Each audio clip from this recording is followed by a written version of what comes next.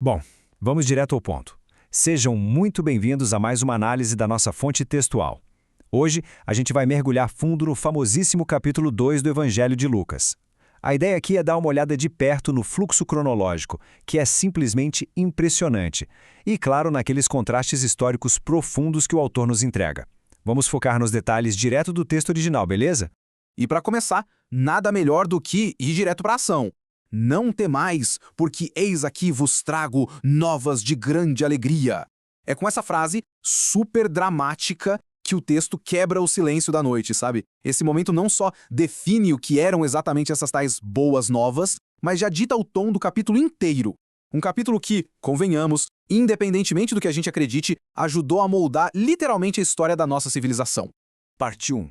O nascimento em Belém. Vamos entender o cenário político. Olha só, para a gente realmente captar o peso do texto, a gente precisa montar o cenário. E o autor já chega apresentando um contraste que é brutal logo de cara.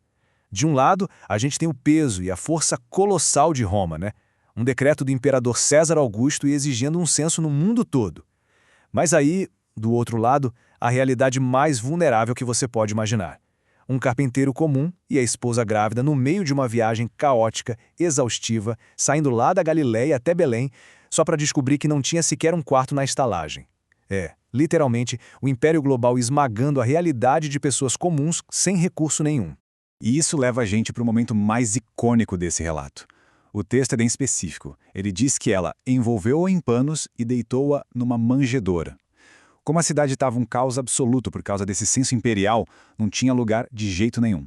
Então a criança foi colocada ali, no exato lugar onde os animais comem. É o ápice da vulnerabilidade, sabe? Tudo isso acontecendo bem no meio de uma movimentação geopolítica gigantesca. Parte 2. O anúncio aos pastores. A glória do Senhor. Aqui a narrativa dá uma guinada incrível.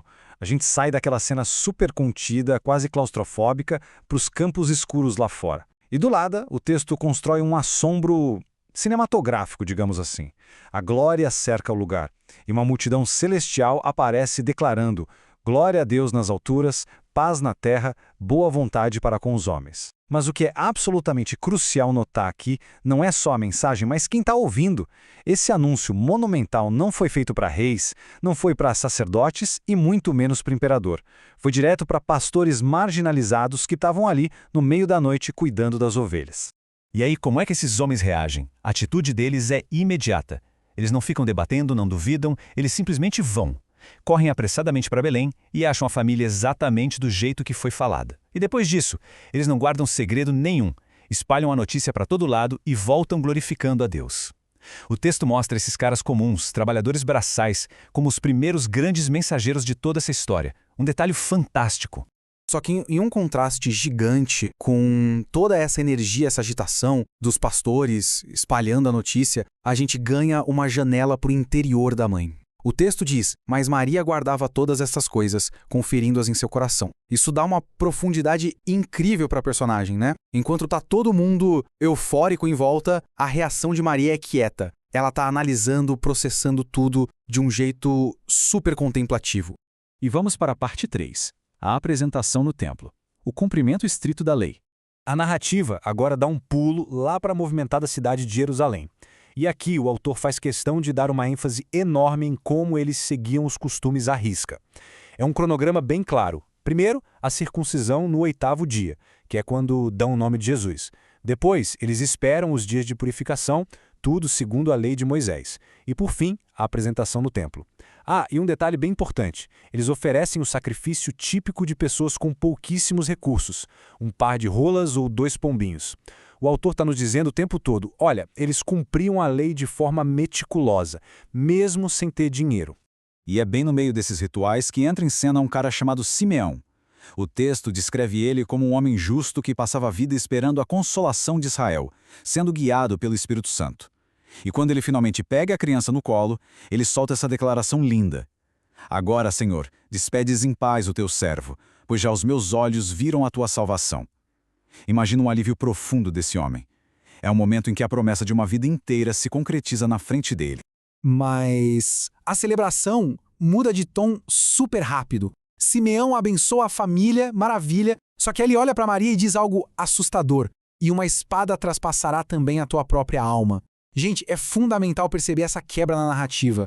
No meio de toda alegria e alívio, vem esse prenúncio direto de tristeza, de um sacrifício absurdo e de muita contradição que ela ainda ia enfrentar. É uma injeção de peso dramático enorme na história. E o templo, como palco principal aqui, traz mais um encontro de peso. A gente é apresentado a Ana, a profetisa. Ela era da tribo de Asser, viúva, com quase 84 anos de idade. E o perfil dela é de uma devoção impressionante. Ela simplesmente não saía do templo de jeito nenhum. Vivia lá servindo a Deus com jejuns e orações de dia e de noite. Quando ela chega, exatamente naquela hora, a primeira coisa que faz é dar graças e falar sobre redenção para todo mundo em Jerusalém. Essa dedicação extrema da Ana só reforça aquela atmosfera de expectativa gigante que o povo vivia na época. Agora, pausa para a gente notar a estrutura de tempo que o autor usa. É genial. A gente começou lá na noite de Belém, pulou para 8 dias na circuncisão, avançou uns 40 dias para a purificação e aí, bum! Um salto gigantesco de 12 anos na história. É uma transição muito esperta para acelerar a narrativa e jogar a gente direto para a fase final da infância de Jesus, bem no meio da festa da Páscoa. Parte 4. O menino entre os doutores. Aos 12 anos. A família viaja para Jerusalém para a Páscoa como faziam todo ano. Mas na hora de voltar, cadê o menino? Eles viajam um dia inteiro achando que ele está na caravana. E nada. Começa aquela busca desesperada. E depois de 3 dias de angústia, onde eles o encontram? No templo. Sentado no meio dos doutores, ouvindo e fazendo perguntas. Tenta visualizar a cena. Não era uma criança chorando e perdida. Era um garoto de 12 anos fascinando os maiores estudiosos da época com a inteligência dele.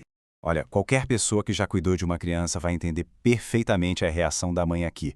Maria devia estar misturando alívio com um nervoso gigante, né? E ela lança essa pergunta super incisiva. Filho, por que fizestes assim para conosco? Ela fala do desespero dela e do pai procurando por ele. É uma janela emocional fantástica que o autor abre. É a pura ansiedade humana, o instinto materno batendo de frente com aquela cena intelectual e imponente do templo. Mas a resposta que o menino dá para essa aflição toda é super enigmática. Não sabeis que me convém tratar dos negócios de meu pai? Ele muda o foco da conversa completamente. E o detalhe mais fascinante que o texto revela logo depois é que os pais não entenderam. Simplesmente não captaram o que ele quis dizer. Fica claríssimo o abismo entre a preocupação terrena e perfeitamente normal dos pais e o foco resoluto desse jovem na missão dele. E é com isso que a narrativa vai caminhando para o fim do capítulo. Aquele episódio público super intenso dá lugar a anos de normalidade, digamos assim. Ele volta para Nazaré com os pais e o texto diz que ele era sujeito a eles. Ou seja, era obediente. Maria, seguindo o padrão dela, continua guardando todas essas coisas no coração. E a conclusão foca no crescimento geral dele. Não só ficando mais velho e alto fisicamente, mas crescendo em sabedoria e graça diante de Deus e dos homens. O arco fecha de um jeito bem tranquilo. Para a gente amarrar tudo, pensem no tamanho do arco que a gente acabou de cobrir hoje. Saímos de um decreto imperial ditado pela maior potência do mundo e fomos parar numa manjedoura apertada e improvisada. Fomos do medo de pastores isolados no campo para o choque intelectual de doutores imponentes lá no templo. O poder dessa fonte textual está justamente nesses contrastes absurdos, não acham? E a provocação que eu deixo para vocês pensarem é: como é possível que um relato construído a partir de perspectivas tão marginalizadas e improváveis continue, até hoje, milhares de anos depois, moldando as nossas civilizações? Fica aí a reflexão. Valeu demais por acompanhar essa análise, continuem sempre questionando e buscando entendimento direto na fonte, e até a próxima.